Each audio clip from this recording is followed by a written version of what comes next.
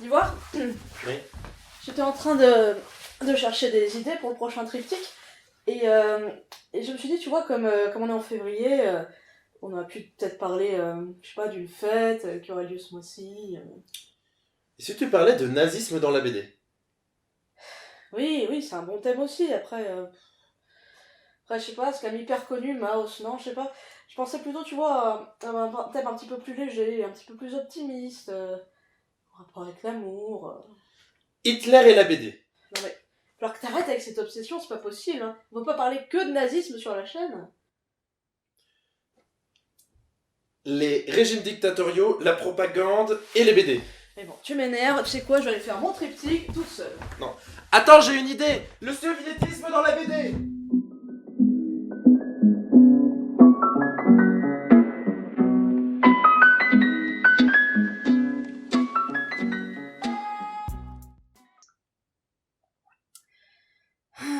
Vous savez, romans et bandes dessinées n'ont pas toujours fait bon ménage. Dans les bandes dessinées de notre enfance, les héros vivent des aventures entre garçons, et il n'y a guère de place pour les femmes dans le village d'Astérix ou au château de Moulinsart. Dans les comics de super-héros, l'être cher du héros ou de l'héroïne n'est souvent là que pour se faire kidnapper, ou pour mourir tragiquement, servant ainsi de prétexte entre l'affrontement entre le héros et le méchant de la semaine.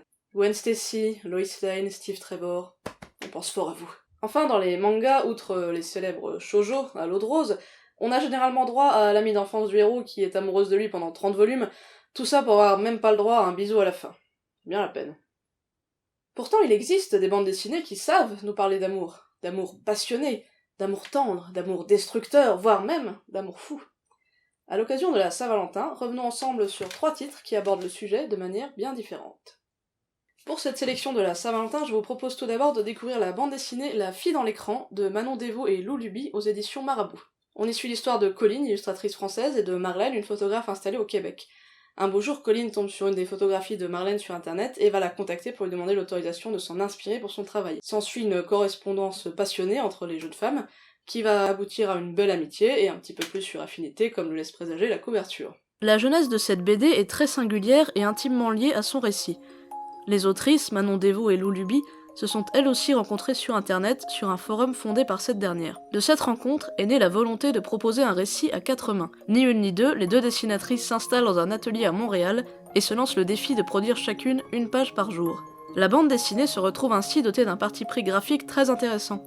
Les pages de gauche, dessinées par Manon Desvaux, racontent l'histoire du point de vue de Colline, et sont en noir et blanc, tandis que les pages de droite, dessinées par Lou Luby, sont en couleur et racontent l'histoire du point de vue de Marlène. Les styles des 2 illustratrices se répondent et se complètent ainsi au fil de l'histoire pour mieux se retrouver quand les 2 protagonistes se rencontrent, mélangeant noir et blanc et couleur dans un équilibre parfait. Ce parti pris sert magnifiquement la romance naissante entre les 2 héroïnes, chacune complétant l'autre et lui apportant ce dont elle a besoin. Leur histoire d'amour, touchante et réaliste, repose en effet sur le soutien mutuel qu'elles s'apportent, permettant à l'autre de s'épanouir en tant qu'artiste et de retrouver confiance en elle. Les difficultés d'assumer une relation homosexuelle sont bien évidemment abordées, mais le récit reste avant tout marqué par la douceur et la bienveillance. On a là une histoire tendre et simple à laquelle chacun pourra s'identifier et résolument moderne dans son traitement de cette romance 2.0. Et pour une fois que le numérique est présenté comme quelque chose de positif, ça fait du bien. Oui, alors vous allez me dire, c'est bien joli tout ça, Marie, mais l'amour c'est pas toujours tout rose. L'amour des fois c'est moche, et ça fait mal.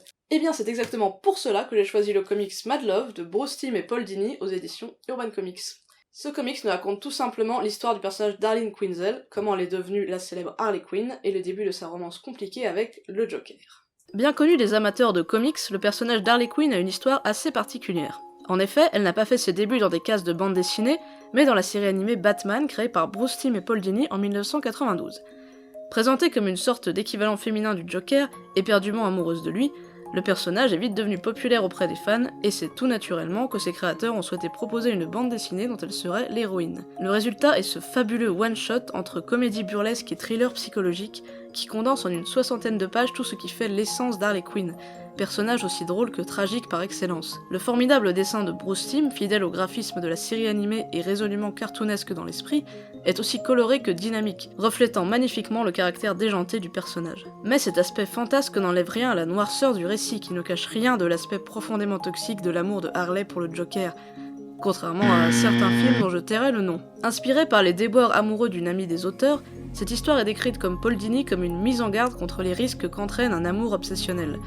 Fort heureusement, le personnage d'Harley a évolué et s'est émancipé depuis, vivant désormais ses propres aventures aussi bien en comics qu'au cinéma, avec la sortie récente de Birds of Prey.